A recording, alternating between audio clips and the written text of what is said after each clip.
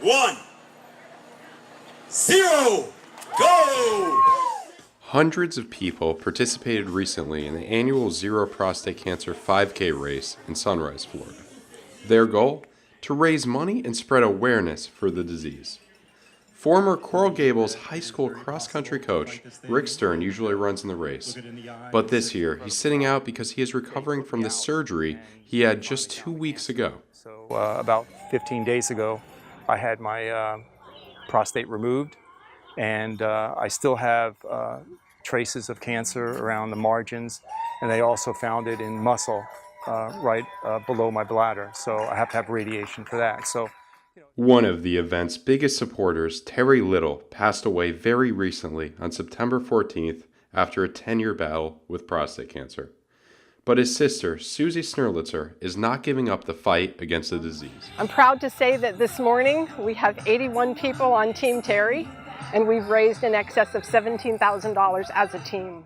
Susie is using the funding of the race to help prostate cancer research nationwide. I'm lucky enough to be able to go to Washington, D.C. once a year for the Prostate Cancer Summit to meet with our politicians in support of prostate cancer research funding through the Department of Defense.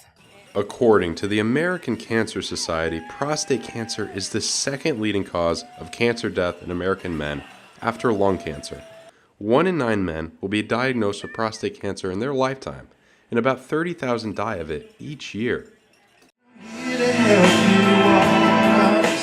Jimmy Charles is a country singer and spokesman of the race. He wrote a song called "I'm Not Alone" to help men suffering with prostate cancer.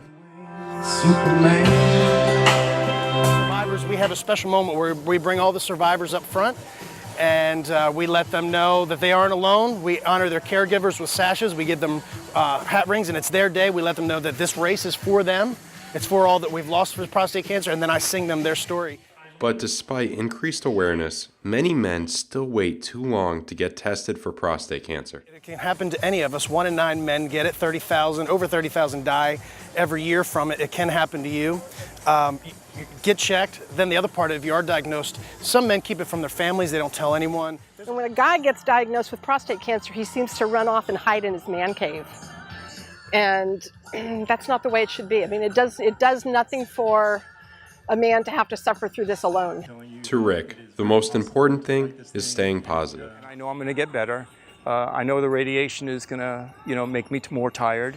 I know it's going to keep my activities down to a minimum, but that's fine. I know I'm going to beat it, and I'm going to get back to normal.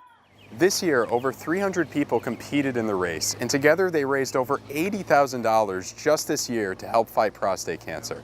Next year, they're expecting even more people to compete and more money to be raised. From Sunrise, Florida, for UMTV, I'm Evan Aldo.